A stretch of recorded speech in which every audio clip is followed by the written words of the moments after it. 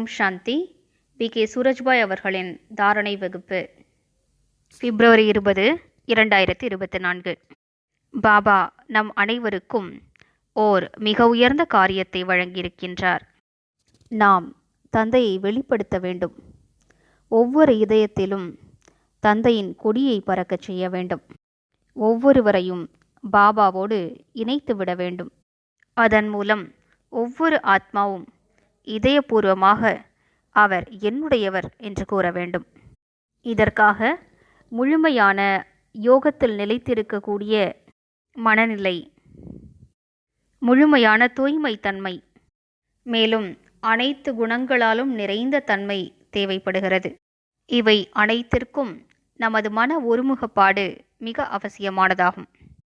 சித்தத்தை ஒருமுகப்படுத்துவது என்பது பரம அவசியமானதாகும். ஆனால் பலரும் தமது மனதினை மிகவும் அலைபாயச் செய்துவிட்டார்கள்.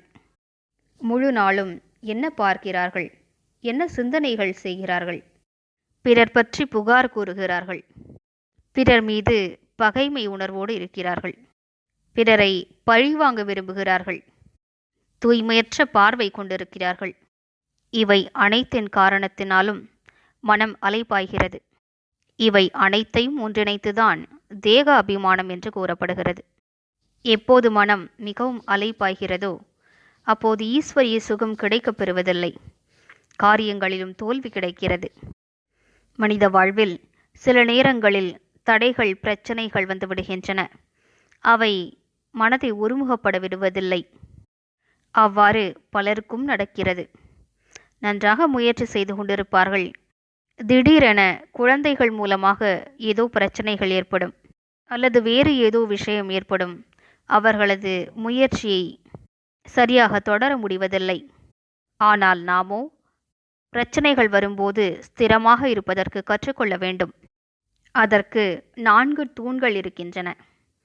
மிக நல்ல தூய்மை தன்மை, 2வது ஞானத்தின் சிந்தனை, 3வது உயர்ந்த நினைவுகள், 4வது முழு நாளிலும் ஏதாவது யோகத்தின் பயிற்சி செய்து கொண்டே இருப்பது.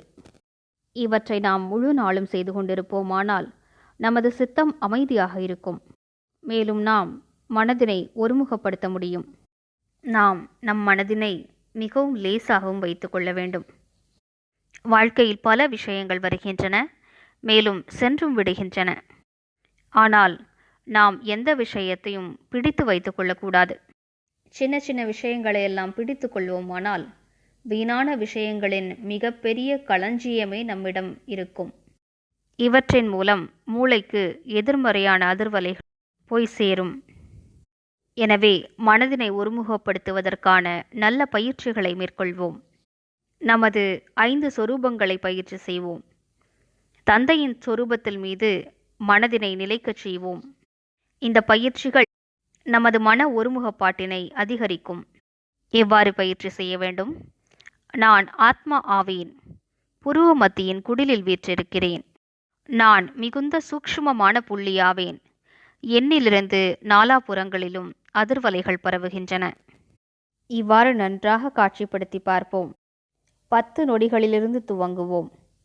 மேலும் கொஞ்சம் கொஞ்சமாக அதிகரிப்போம். பின்பு ஆத்மாவை தவிர வேறு எதுவும் தெரியாத அளவிற்கு இந்த பயிற்சியை செய்வோம். பின்னர் அனைவரையும் ஆத்மாக்களாக புருவ மத்தியில் ஜொலிக்கும் நட்சத்திரங்களாக காண்போம். பாபாவின் சொரூபத்தின் மீது மனதினை ஒருமுகப்படுத்துவோம்.